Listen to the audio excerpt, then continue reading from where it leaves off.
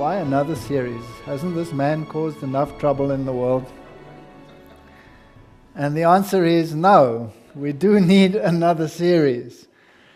The very first series we did was called Truth Matters.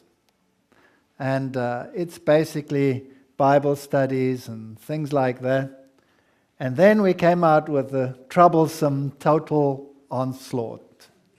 And Total Onslaught dealt with the outside world and what is happening in the outside world. It seemed strange to me that many on the inside were more upset about Total Onslaught than many on the outside. Because it is a series that questions what's happening out there in the world and questions the reality of what is being taught in the world. And it brings people to the point where they can decide between options. That's all. And when that series had run its course, we came up with another series which was called Rekindling the Reformation. And what was that for?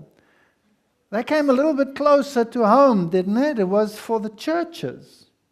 And it was for the Reformed churches to remind them where they once were and where they found themselves today.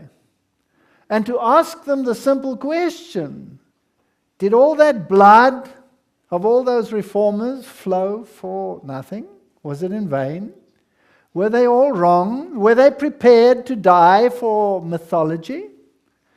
Or did they have a point? And if they did have a point, was it biblical? And if it was biblical, then why is it no longer a point today? Isn't that a logical question to ask?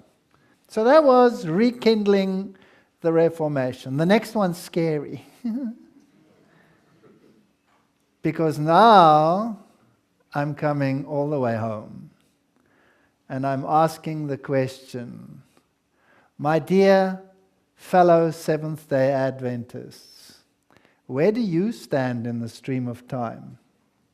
Where were you once? And where are you now? And what do you intend to do in the future? I've met the most wonderful people in this church.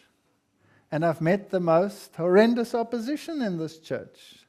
So I feel that maybe I'm just a little bit qualified to speak on the issue, having felt it myself. And why is it important to me? And why is it so important that I'm willing to make a series? I'll tell you why. I don't get tens, I don't get hundreds, I get thousands of people, thousands of people telling me, why should I join this church of yours? These things you speak about, don't we find them all in your church as well? Why should I become a Seventh-day Adventist? And it gets very, very hard sometimes in the light of the events of the world out there to convince people that that's the right thing to do.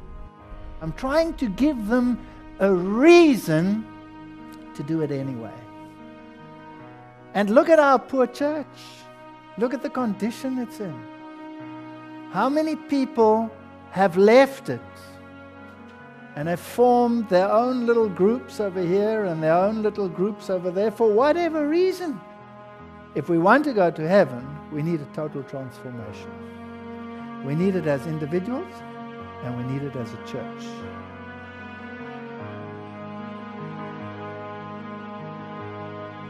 We will have to have a total transformation.